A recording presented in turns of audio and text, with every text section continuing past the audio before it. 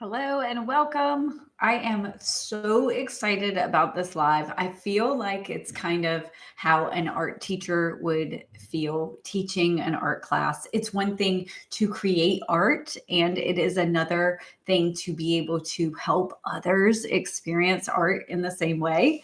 So I am very excited to be here. I'm very excited that you are here. So, today we are going to talk about how to strengthen your intuition, how to identify when your body, when your intuition is talking to you, what kind of intuition there is, how it speaks to you, and how to strengthen that. What are some daily practices that allow you to really connect? Because here's the deal, being intuitive is not rare. Learning to trust your intuition, that's what's rare. That's what allows you to live a life that, for me, my life feels magical, and it is because I have learned to tune into that inner knowing.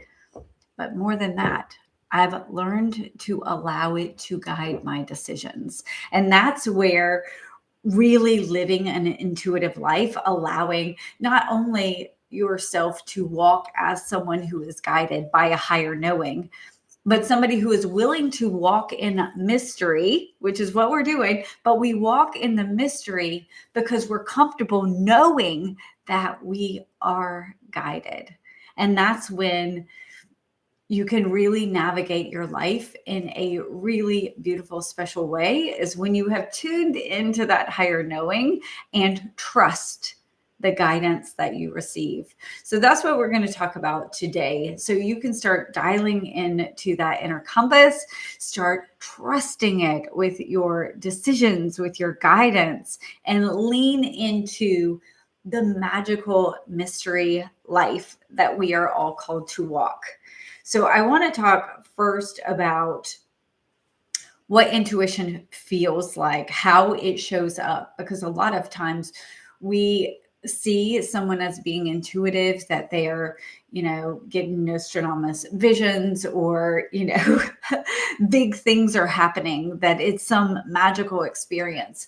But a lot of intuition is subtle, and you have experienced it. You may not have known that's what it is, but that is how your body is communicating to you the knowing that it has before your mind catches up, or before your mind interferes. Because as a society, we've been taught to delay knowing to intellect, and that's not how intuition works. Intuition works through the body, which is faster and more responsive and more true than your intellect. And so it's how do we live in a society that is very intellectually based, very analytical, and start trusting the knowing that our body has. And it's about learning what those cues are. And our bodies all speak to us a little different, but you can start paying attention and noticing the times where you walk into a room and you feel tension. That is your body communicating information to you. Or you meet somebody and right off the bat, you're like, nope, we're not good. Something's not right here. You don't know why. There has not been data provided to you that this person is not a great person, but your body is giving you a signal. But how often do we get that signal? We know a job opportunity is not the right one, or perhaps that the one we're in is not the right one. And we override that knowing. We override our intuition that is telling us it is time to move on, or, hey, you really shouldn't be going out with these people. This isn't in alignment. We feel it in our body, and then we choose differently. We're like, well, I think I'll just go this time. Well, that's how you dim your intuition, how you kind of suppress that growing.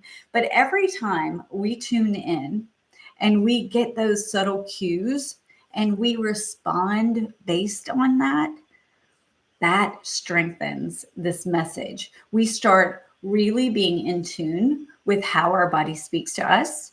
We start being in tune what those subtle cues are. And when we start listening, we can see that intuition is never fear based. It doesn't contract you. I kind of see it as like a gentle hand on the shoulders guiding me in a very loving way, because there's not a fear aspect. From your soul self, you're not going to make bad decisions. You're going to make different decisions, but you would learn and expand through all of them. So there's not a crisis, you better do this now kind of situation that would be coming from your soul voice. It is gentle and it is loving, even if sometimes it's challenging. Now that I'm really tuned in with my intuition, what I'm asked to do doesn't keep me in a comfort zone. I am pushed, hello, YouTube Live, to do things that are outside of my comfort zone, but it never feels like it is coming from my ego for, I don't know, self aggrandizement. What is that word? Not that. Or from fear. You better do this or else. It is like, hey, it's time to grow. This is how we're going to grow. And there's a shift in that way. But we all are receiving these internal cues. We all can get that immediate feeling of trust when you meet somebody and you're like, your chest softens and your breath deepens around them and you feel safe. That is your body giving you a cue. That is an intuitive message. So whether or not you hear this person feels safe, your body is communicating that very same message. So when we hear that people are intuitive, a lot of times we are making it some superpower that we don't have. And I'm telling you, you have it. You have it. What you may not have is the practice of trusting it, or the stillness that allows you to notice those cues. Because we live in a society of overstimulation. Stuff is going on all of the time. And if you are listening for the soft song to play, but you've got, speakers blaring the noise of the world all of the time, subtlety might not be a great way for you to be spoken to. And that is how your intuition wants to do it. And so we have to calm our nervous system. Our nervous system speaks in panic and fear until it is soothed and can rest and can be still. And then you can hear those subtle cues. It is like tuning into the radio station of your soul. And in order to do that, you do have to quiet down some of the other noise.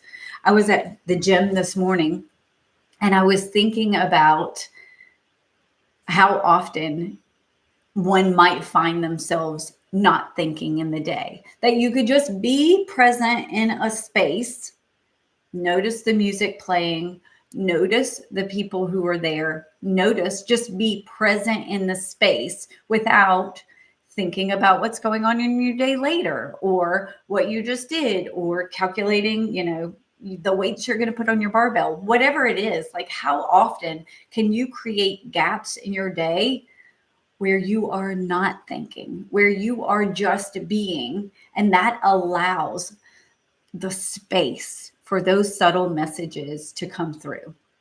So I'll talk really quickly about the 4 primary clairs. I have done videos on 3 of them. There's a reason I haven't done the 4th one, I'll tell you. But the first is clairvoyance. It is clear seeing. Now, many people can see like images in their head. They get a visual of something. And that is a primary clair for a lot of people. And there are ways to strengthen that and to work with that are very specific. In fact, if that is your primary clair, then it is important to get a image library. If you see keys, does that denote moving? Does it denote, a new car? Like, you have to establish with your higher self, with spirit, what certain images would mean for you, because images for us might not be the same thing.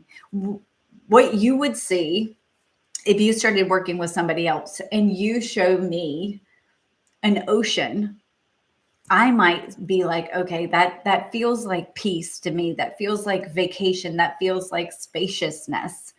But if I were a client whose brother drowned in the ocean and you say, I'm seeing an ocean, that conjures up something very, very different. And so understanding what certain symbols mean for you is really important.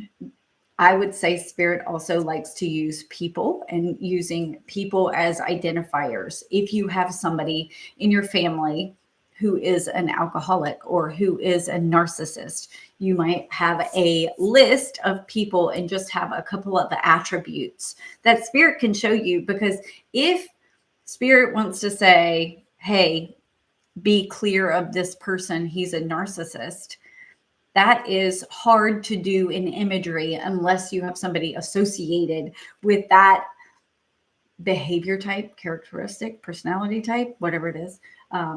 Then they could show you that, that person. And either this person that you're meeting has a connection with them, like, oh, do you happen to know my uncle?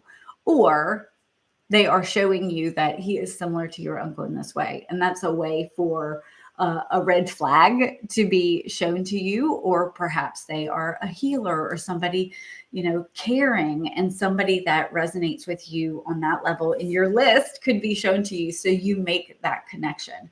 And so when you're working with imagery, an image library is really important. Although a lot of people have that in conjunction with the other clairs and they kind of work together in that way. The next is clairaudience, and this is clear hearing.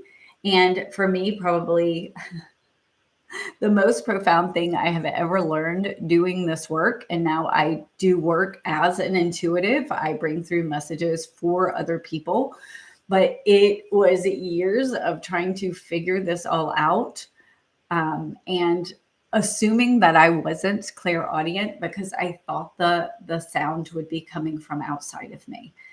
It is a sound in your own head, and almost always it's in your own voice. Now, sometimes you might hear the voice of your mother or someone else, but a lot of times it is their language, but sounds like your own thought. And that's why it's really important to learn how to quiet your mind. Quiet your mind so you know when something has come in that wasn't yours. Like, it wasn't something you were thinking about. It just kind of like, bloop, here you go. So you can hear things outside of yourself. I was recently on a pilgrimage to Avalon, and it was very much an internal guidance trip. I was there for my purpose, for my clarity, and I was doing a lot of internal work.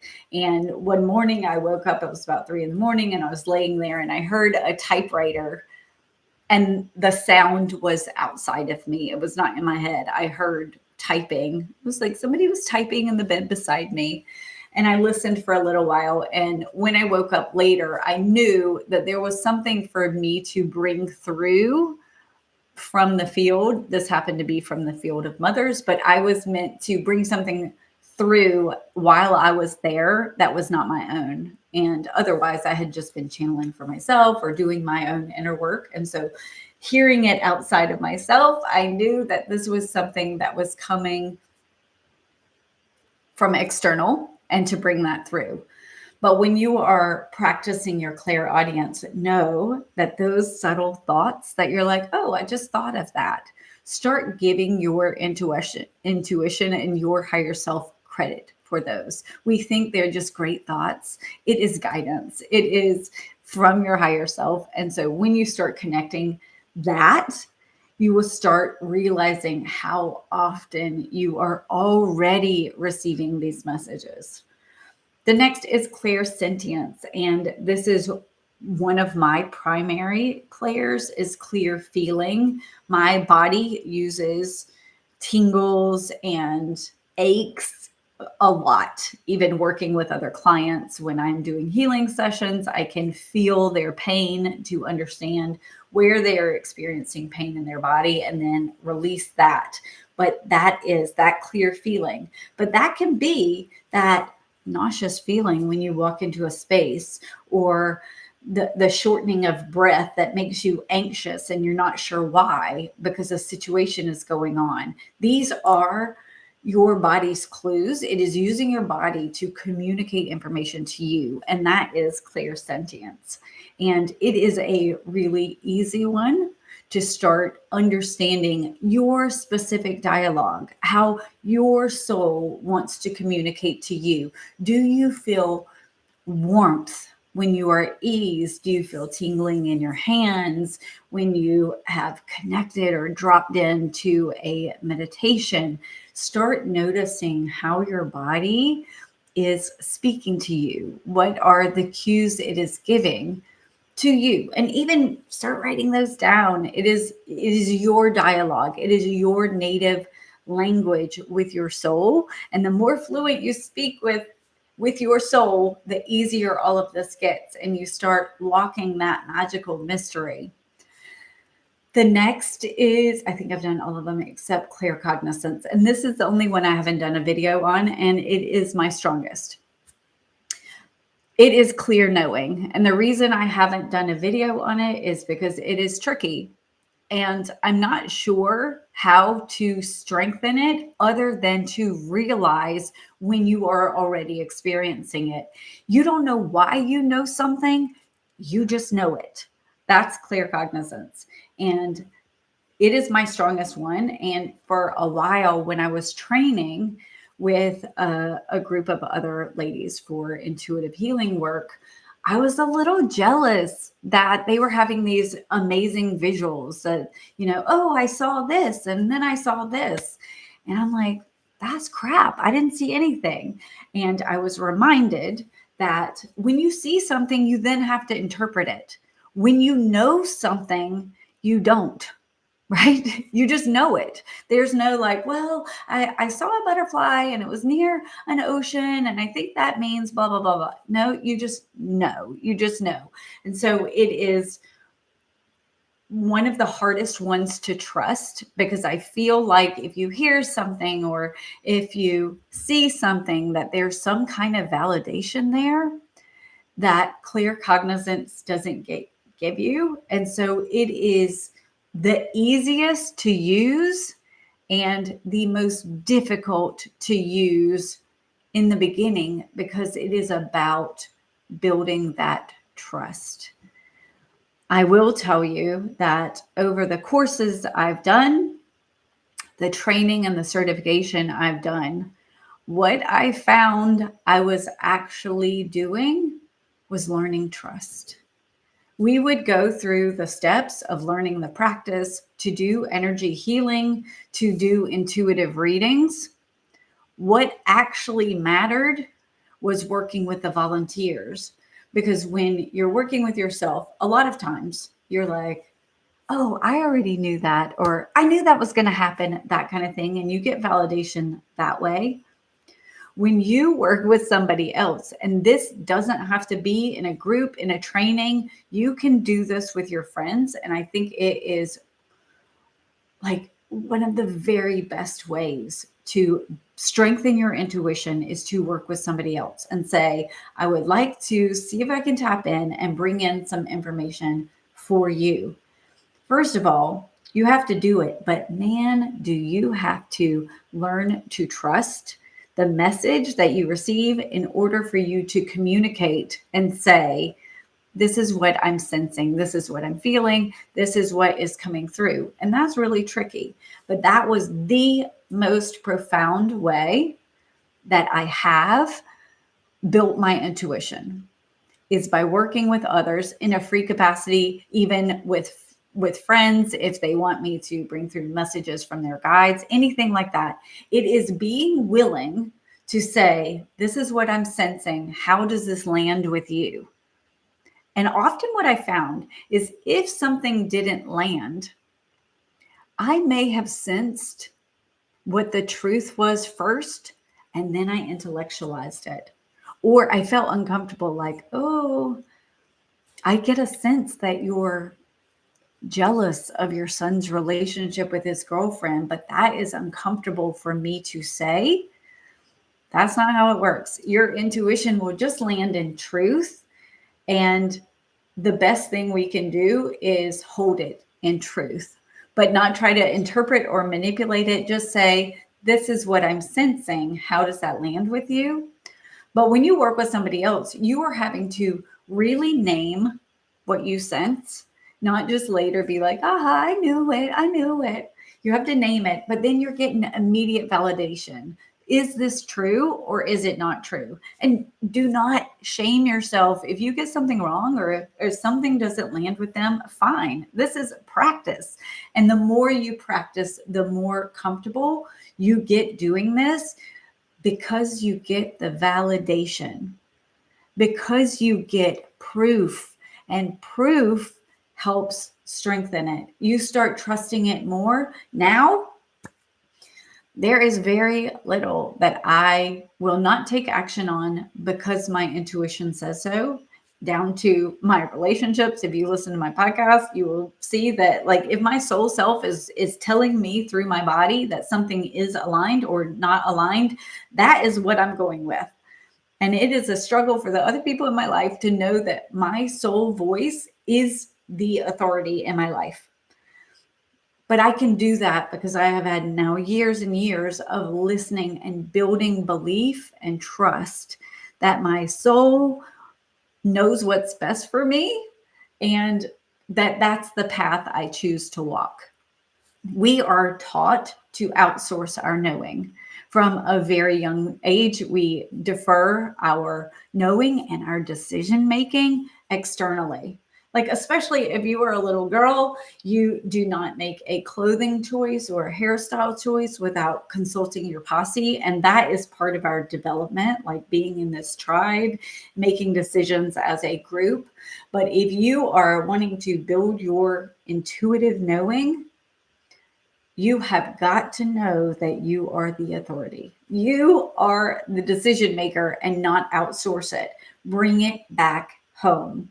And I even, when I started doing this work, I let that pendulum swing too far over. And it was always like, let me ask my guides. Let me ask my guides. And I had to remember that I'm the boss. I'm actually the boss. I'm the CEO. And now I have co-collaboration with my guides that allows me to have a team of support while standing in my sovereignty and knowing that I am the ultimate authority, and I trust my decision over everyone else. So I want to talk to you about how some daily practices that we can have that will help you build this. Now, one I had this weekend is you misplace your phone or your keys. Our typical reaction is to then scurry around the house like, I can't find my keys, I can't find my phone, blah, blah, blah, blah, blah. And you run around and you get chaotic. And that is adrenaline, right? We are operating in adrenaline.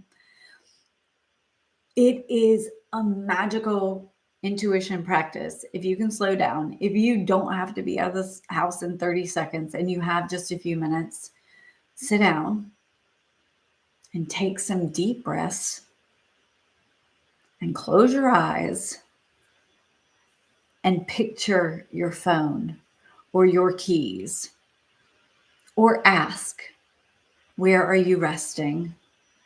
And then see what comes to you. Like, maybe you just kind of feel like, check the bathroom or check the closet, or maybe you get a visual of where they are. But this allows you to create the space for your intuition to get you a message. And sometimes it's just this little nudge, like, oh, like, you don't hear anything. You just know, oh, I was in the pantry this morning. Oh, let me go check outside where I was. Those kind of things. Like, start listening and allowing the space for your intuition to help you, and then follow those nudges. Actually listen to the guidance you receive. We are so fast to to overwrite our knowing, to know what we should do and do the opposite way. And this is something that, like, finding your keys when you have the space and the time to really look for them, this is not like a career change. This is a settle in and allow the guidance to be received and act on it. And a lot of times you'll get that validation, which then adds the proof to your proof pile that just helps this intuition grow and grow and grow. Another thing, I'm going to see if I can do it here, is a body sway test. Now, your body responds in yes and no's.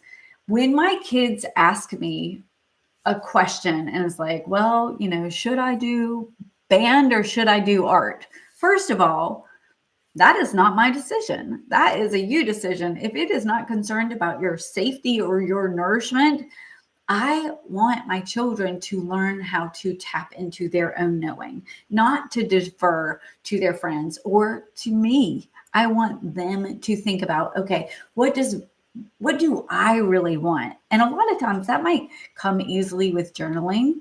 If you can write for more than 2 minutes, a lot of times you can bypass your thinking mind. That's how automatic writing works, is you become meditative in the writing process. And sometimes things can get through there when you are not thinking about what to write, but you are allowing it. That's a great way for kids to just kind of allow their truth to come through. But another way is the sway test. So with the sway test, you stand up, and when you ask a question, if I ask a question like, do I want steak for dinner? My body goes backwards. It's a no. I don't eat steak, so that's kind of obvious. But do I want fish for dinner? I went forward a little. That's yes. I'm probably not going to have fish. And so that's not really listening to my intuition. But we'll see. We'll see. Maybe I will.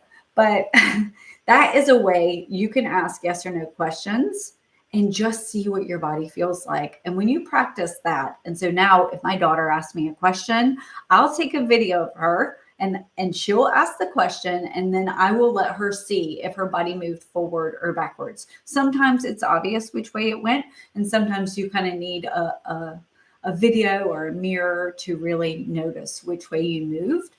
But it's just another way of trusting your body, trusting that you already have the answers. You already have that knowing, and it's really building the belief and having the tools to tap into those. So I love the body sway test for a way to begin with yes or no and simple questions. It's a really good tool to use. So let's see here. I've already gone through that. Another thing is just to start pausing. When you've got an active mind, when you have got like just the chaos all the time, we forget to create that space. And so if you have a decision, try to just imagine creating space, right? If you can envision just creating room around you for a decision, for a knowing to drop in. And just as you breathe in, picture space creating around you. And in this space, your knowing can grow.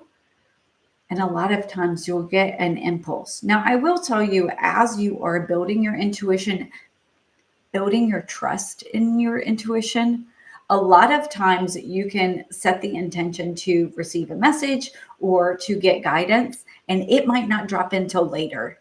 And that's okay. Recognize it when it does, and know that if something comes up later, where you see a billboard and it's like, you should do that, that is also your intuition using the tools that it has for right now.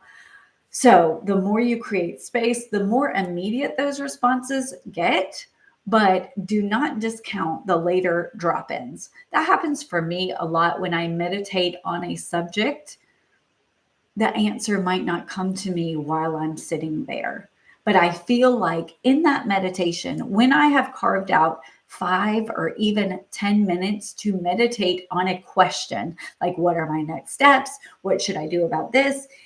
In that, I just kind of envision myself creating that space, breathing into a space, a container for that answer to land.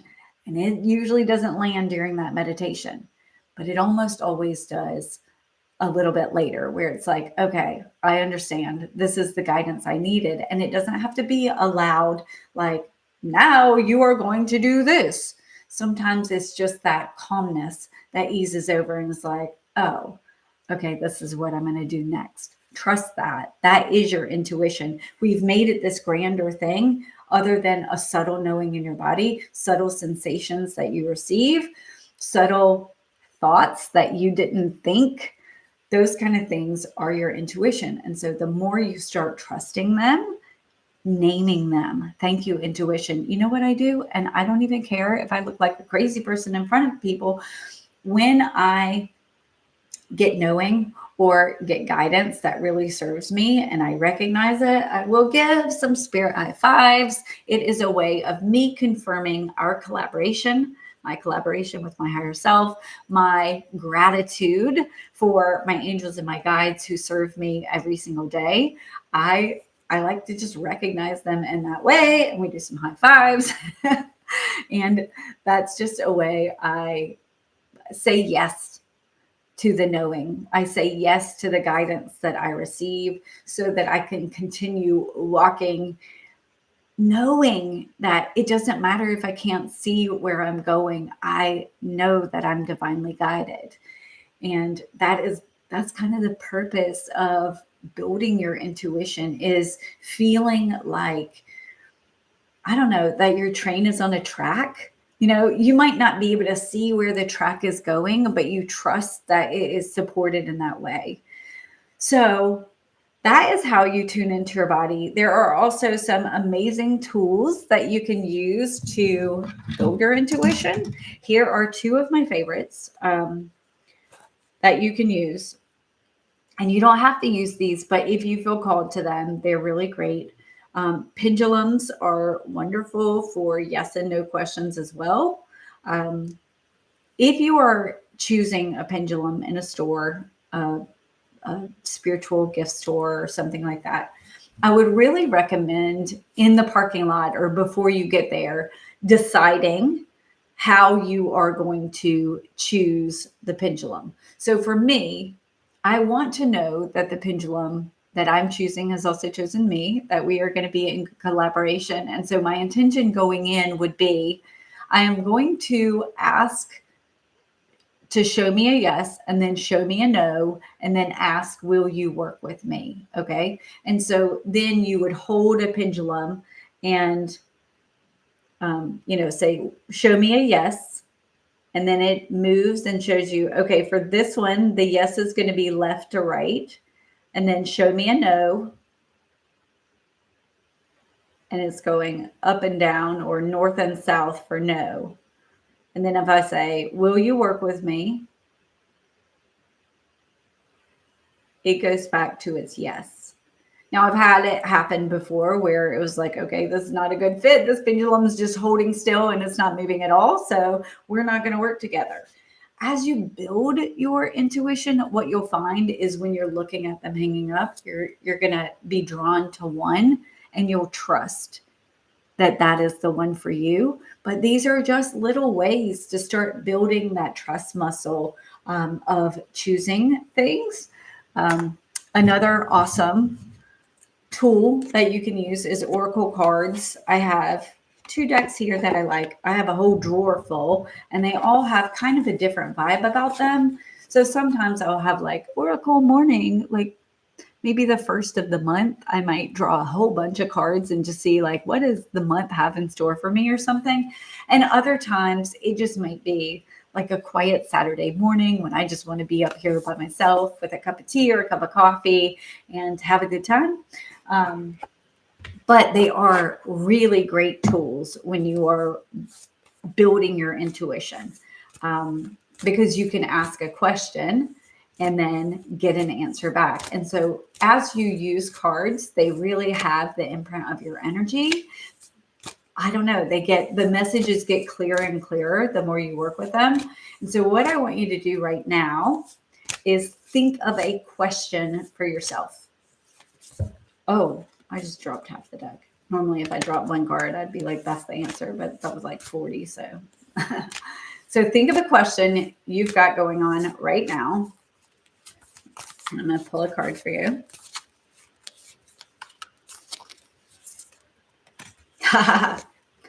Patience. Patience is your answer. Now, in all of the Oracle decks, they have books. So you would pull the card Patience, and then you could go and read it.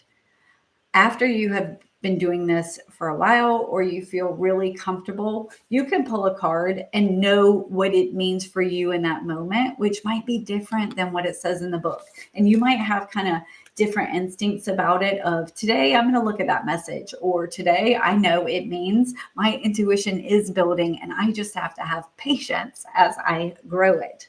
So I'll show you one other deck that I really like is Kyle Gray's Angel Guide deck. And we'll do it again. We'll pull another card. So think of another question, a different question.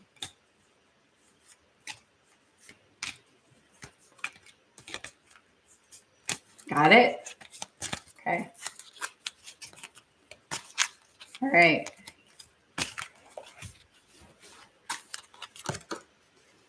Friendship and union.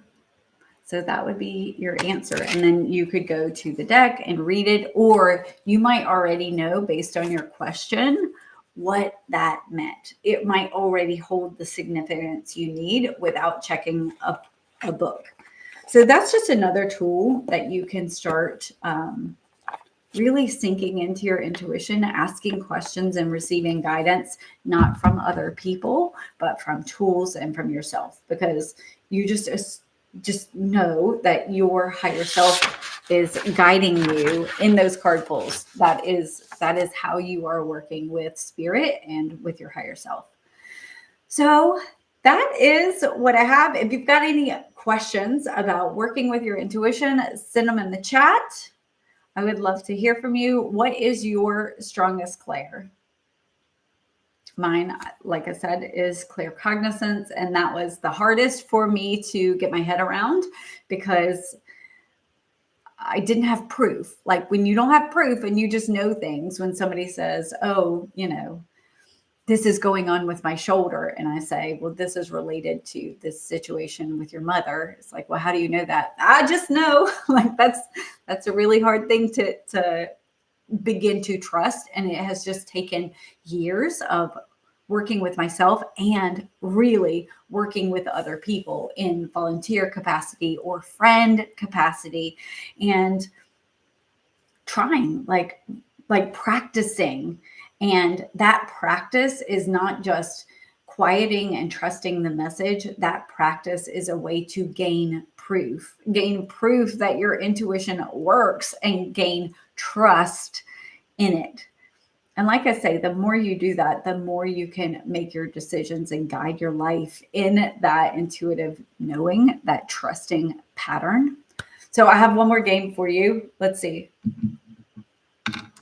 I am going to put something in my hand, and it is a shape. And I want you to think of what shape it is. I wonder if that's fair. Okay. Now, what we do a lot of times with this is we will hear something and then we think about it. And we're like, oh, she probably wouldn't choose that shape. And so you choose something else, right? We override that initial knowing. So this happened to be a cone. It's an incense cone. And I don't even know if that's a shape, right? Maybe if you said triangle, I would give you credit for that. It's a cone, but I'd give you credit for triangle.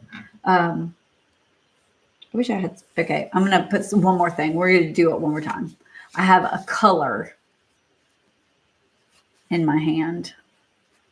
I'm going to put a color in my hand. So I want you to just take a deep breath. And it'll be the first color that you think of, not what you're trying to, like, don't debate it. It's that initial gut feeling. And this color is black. So those are just ways you can practice with. I practice that with my daughter. She's really intuitive and we have a good time, even thinking of a number and having somebody guess it. And how we do that together is I may say, I'm going to think of a number, and I will like kind of repeat it in my head and then have her guess. And it's just a fun thing to do, but those are intuitive games to play to begin listening, to begin trusting that initial thought, the initial one, not when you go back and intellectualize it. And I feel like there's probably some data on test taking and how often your initial guess, when you are guessing in multiple choice, how often the initial guess is correct. And then when we go back and change it, we've screwed ourselves up, because that initial guess is coming from a knowing that is outside of your mind, that is faster than your mind and truer than your mind. So anyway, I hope this has been helpful. I hope that what you gain from this is the desire to practice, the desire to tune in and tap in, knowing that you are intuitive. You are. You are. You are intuitive. So you are. I repeat. Some things, if you were watching this, it is probably because you were starting to have experiences of intuitive awakening, higher sensitivity in spaces, like you start picking up on other people's feelings, their emotions. You start becoming more sensitive to others and their surroundings. You might have ringing in your ear. You might just kind of have sudden clarity or these aha moments. Those are all signs that your intuitive senses are really coming online. And the best thing you can do is trust that they are, know that you are intuitive, and start practicing with them. Not getting upset if you mess up or you get something wrong, but start getting that validation, which allows you to trust and to believe, because that belief pudding is the secret ingredient to being able to use your intuition to navigate your life. And that is why it is here. It is your compass. It is your North Star for where you're meant to be going. And one of the things that came through while I was on my pilgrimage was, we often think that there's like one path, that, we were prescribed one path and this is our path to walk. There are 100 expressions of what you came to do. And you can find the way to live that by tuning in your body and say, what feels like joy? What feels like expansion and not contraction? And that's how we use our intuition. It's not to be like, make this decision. What do I do on a Tuesday? It is to say, what feels aligned and like joy? And how do I navigate from that space? So I do hope this was helpful. I appreciate you watching, whether or not you are live or watching the replay. I thank you for being here and sharing your presence and your time and your gifts with me. So thank you and have a great day.